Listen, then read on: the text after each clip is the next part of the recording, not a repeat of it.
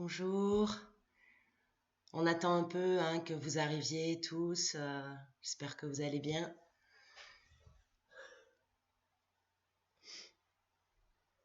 Je me suis fait un masque.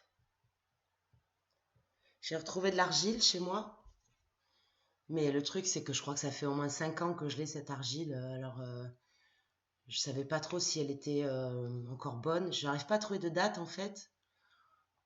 Alors, je me suis dit... Enfin, je... Je me suis dit qu'il valait mieux pas prendre trop le risque de se mettre de l'argile sur la figure. J'ai préféré la mettre sur les cheveux, en fait. Je crois que c'est possible aussi. Parce que bon, quitte à perdre un truc, je préfère perdre mes cheveux que mon visage, quoi. Quoique, en même temps, si je perdais mon visage, ça me permettrait de plus le toucher. Mais bon, après, je me dis que l'argile, ça dure quand même. J'ai fait des études de géologie, franchement, quand on étudiait tout ce qui est Pliocène, Miocène, ça durait l'argile, quoi. Bon, je sais pas. Après, c'est aussi parce que c'est une argile verte, il y a marqué emplâtre et cataplasme. J'aime bien ça, en plâtre et cataplasme. Je sais pas, je trouve que ça pourrait être comme des personnages de BD, en plâtre et cataplasme, ou des amis que je recevrais ici pour manger. Alors, oula, il y a une arrivée en masse là. Fourchette, assiette, omelette, salopette, quéquette, qui pue qui pète. Gariguette, Gariguette, un prof en vacances. Ouais, bon. Ah, Josette, salut Josette. Assiette, fourchette. Oula. Ah oui, courgette, épaulette, sucette. Bah, bienvenue. Salut. Bon, vous êtes assez nombreux, donc voilà, on va commencer. Ça va pas être très très long. En fait, je voulais partager avec vous, en fait, c'est pas un tuto aujourd'hui, partager avec vous une réflexion sur les masques, en fait. En ce moment, ça me turlupine un peu cette histoire de masque là. Alors, vous allez voir, vous allez comprendre. En fait, comme j'avais du temps, j'ai regardé une émission sur Arte, un peu exigeante, hein, comme toutes les émissions sur Arte, c'est pas toujours, qui s'appelle Qu'est-ce que le temps?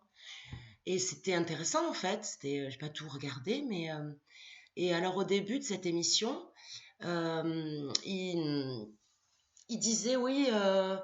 Euh, Est-ce que le temps n'est pas ce qu'il paraît? Est-ce qu'il a un début? Est-ce qu'il aura une fin? Alors je me suis dit, bon, si je prends l'espace-temps confinement, confinement c'est en langage des signes, c'est ça, confinement en fait. J'en profite pour ouvrir une fenêtre.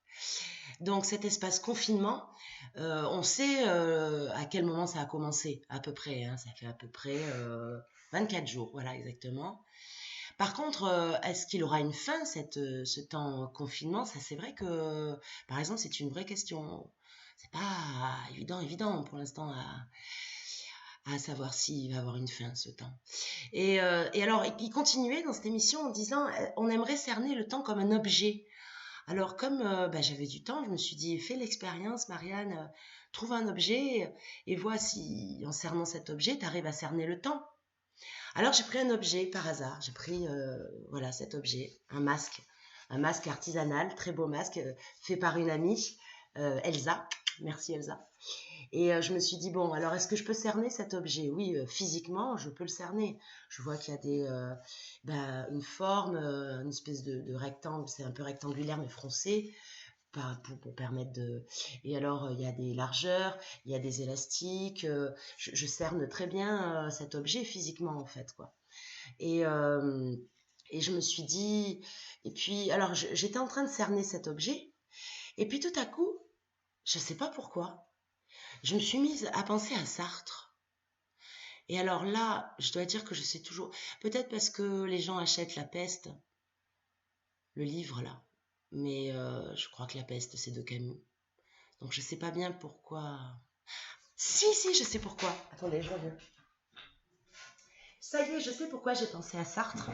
Parce que j'ai une autre amie En plus de l'amie qui fait, enfin, j'ai beaucoup d'amis, hein, mais bon, une autre amie qui s'appelle Myriam et qui fait des produits cosmétiques super bien, super naturels, elle vous en parlerait mieux que moi. Et elle fait des parallèles entre la littérature et ses produits pour la peau. Et là, elle avait fabriqué un savon qu'elle avait appelé savon existentialiste. Et il y a un petit extrait des mains sales de Sartre. Comme tu tiens à ta pureté, mon petit gars, comme tu as peur de te salir les mains, eh bien, reste pur. À quoi cela servira-t-il et pourquoi viens-tu parmi nous? La pureté, c'est une idée de fakir et de moine. Vous autres, les intellectuels, les anarchistes bourgeois, vous en tirez prétexte pour ne rien faire. Ne rien faire, rester immobile, serrer les coudes contre le corps, porter des gants. Moi, j'ai les mains sales, jusqu'aux coudes. Je les ai plongées dans la merde et dans le sang. Alors voilà, ça c'était pendant que j'étais en train de me laver les mains ce matin pour la 10e fois. Et du coup, pour en revenir à cet objet, parce que j'ai pensé à Sartre du coup à cause du fait de comment cerner un objet, j'ai pensé à quand il parlait de l'existentialisme, Sartre, qui disait, en gros, je crois, hein, en gros c'est un peu ça, pour les êtres vivants comme nous les êtres humains, euh, l'existence précède l'essence, d'après Jean-Paul. Hein. Ça veut dire en gros que tu nais, puis ensuite, si selon tes choix dans ta vie, tout ça, si tu décides, bah, tu vas décider d'être un connard ou de pas être un connard, en gros. Et pour les objets inanimés, inertes, pas vivants, comme par exemple ce masque, l'essence précède l'existence. Ça veut dire qu'en gros, la fin, le but de cet objet, on l'a d'abord en tête et ensuite c'est pour ça qu'on le fabrique et qu'il existe. Et là, tout est devenu très clair en fait pour moi. C'est pour ça que je voulais partager ça avec vous. Parce qu'en fait, mon problème en ce moment, c'est de savoir quel est le but de cet objet. À quoi fondamentalement ça sert? Parce qu'il a eu plusieurs buts quand même cet objet. Enfin, je veux dire, pour moi, c'est pas clair. Pour moi, hein, après, peut-être pour d'autres, ça l'est. Et je me suis dit, du coup, si la fin de cet objet n'est pas claire, on peut peut-être remettre en question la conception même de cet objet. Et donc, l'existence même de cet objet. Et là, je me suis dit, tu tiens le bon bout, Marianne, en fait. Tu tiens un bout, au moins. Au moins, tu tiens un bout en ce moment. C'est que cet objet qui est là, en fait, il n'existe pas. Et je vous assure que quand vous admettez cet état de fait, eh ben, vous comprenez mieux pourquoi ils n'arrivent jamais les masques.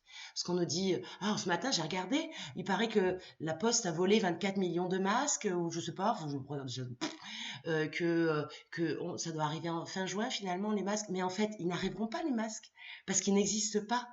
L'objet masque n'existe pas en fait. Et ça, moi, franchement, ça m'a vraiment fait du bien. Je voulais partager ça avec vous. J'attends plus de savoir que ça va arriver, puisque ça n'existe pas. Et je me suis dit, mais c'est pareil pour les blouses, là, les surblouses. J'ai vu la petite vidéo où vous avez une soignante qui est à la Timone et qui met la surblouse qu'elle vient de recevoir et ça se trouve au fur et à mesure qu'elle la met parce qu'elle est tellement fine, tellement fragile. Mais je me suis dit, mais oui, mais en fait, c'est parce que c'est pareil. La fin, le but de cette surblouse a été remis en question au moment même où la surblouse arrivait dans l'hôpital. Et donc, ça a remis en question l'existence même de cette surblouse qui a fait que du coup, la surblouse a disparu sur la dame. À quoi ça sert de toute façon une blouse de protection dans un hôpital?